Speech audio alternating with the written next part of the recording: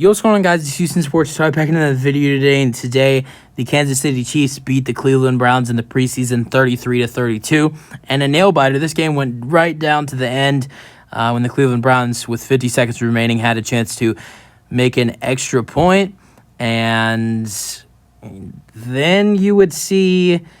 they didn't have a chance to make an extra point. They had a chance to make a actual field goal. It was a close-range kick, and Cade York, who missed a bunch of kicks last week in preseason, missed again. And he did solid today, going up until that final kick, and then you see him miss the field goal.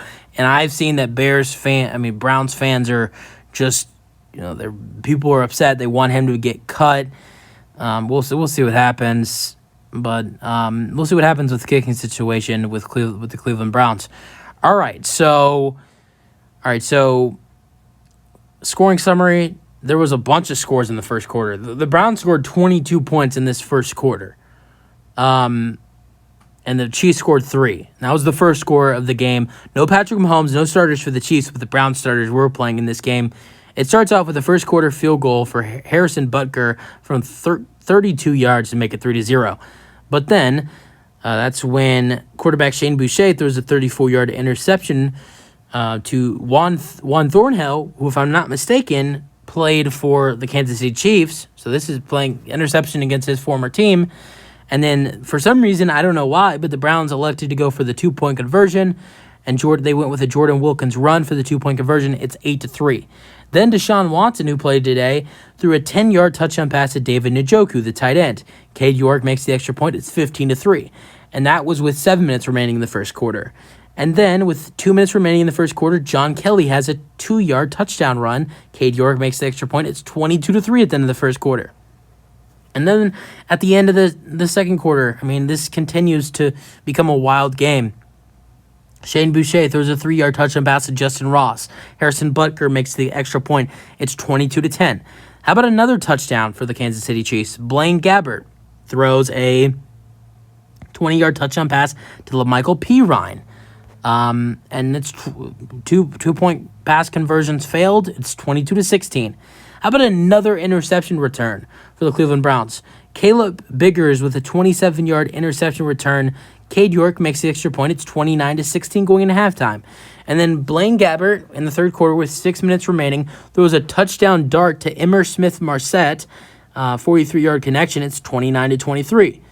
And then quarterback Chris Oladokun throws an 11-yard touchdown pass to Matt Bushman, and the Chiefs with Justin Reed. Yes, I said it. Justin Reed, safety. And I knew that Justin Reed could kick before, because as a Texans fan, which Justin Reed was drafted by and played like 3 or 4 seasons with the Texans, he would kick sometimes for the Texans in the preseason. He has a decent leg, and he kicked the extra point here. I don't know what made the Chiefs wanting to go out there and put Justin Reed at kicker, but he's done it before in a couple preseason games for the Houston Texans. Pretty decent at it. If I'm not mistaken, I think he did play soccer. But Justin Reed makes the extra point, safety, and it's 30-29. Then the fourth quarter, you have 2 scores, and they're both field goals. In the fourth quarter, with 4 minutes remaining, Cade York makes a 40-yard field goal, and it's 32-30. But with 1 minute and 45 seconds remaining, Harrison Butker makes a 44-yard field goal to make it 33-32. The Browns and Dorian Thompson-Robinson have a solid drive down the field. Then about like a 30-yard something field goal for Cade York. He misses it, and the Browns lose. But it's preseason, doesn't really matter. But when your kicker is, back-to-back weeks in the preseason is missing kicks like he has been doing in the previous 2 weeks in the preseason, it's a concern, even though it's preseason. All right, game leaders. Passing yards for the Browns, Kellen Mond, 10 for 19, 93 passing yards and 1 interception. Just a couple days ago, he was being cut by the Browns, and now he's back on their roster because the Browns decided to trade Joshua Dobbs to the Cardinals instead of cutting Kellen Mond. And he was okay today. Did throw an interception, though. Passing yards for the Chiefs, really good day for Blaine Gabbert, who should be the backup for the Chiefs this season at quarterback. 10 for 18, 170 passing yards with 2 passing touchdowns and 1 interception. All right, rushing yards for the Browns, John Kelly Jr. was 6 carries for 20 rushing yards, 1 touchdown. And then for the Chiefs, Prince was 12 carries and 45 rushing yards. And then receiving yards. How about Amari Cooper? Only played a couple drives, but he had one big play for 1 reception for 53 receiving yards, connecting with Deshaun Watson, who had a really good day on that scoring drive when Watson threw the touchdown pass to David Njoku. That was not on the touch. That was not on the drive. That was not on that drive. It was on the drive where the Browns scored on the 2-yard touchdown run by John Kelly, and Watson led 2 touchdown drives today as well. That's another thing to be mentioned. So Watson led 2 touchdown drives to the Cleveland Browns. The leader in receiving yards for the Kansas City Chiefs was Emmer Smith-Marset, who had 4 receptions for 101 receiving yards and 1 receiving touchdown. I really liked what I saw from him in this game. He had a really good game, and he's been balling out throughout preseason and training camp. Getting into the full box score passing, Deshaun Watson threw 5 for 10 with 92 passing yards and 1 passing touchdown. Rookie Dorian Thompson-Robinson threw 7 for 12 and 92 passing yards. And then for the Chiefs, Shane Boucher threw 8 for 17 with 89 passing yards, 1 passing touchdown, and 2 interceptions. Besides Deneric Prince on the rushing game for the Chiefs, LaMichael Pirine had 4 carries for 32 rushing yards. And John Kelly Jr. was really it. The next leader in rushing yards was Demetric Felton with 9 rushing yards.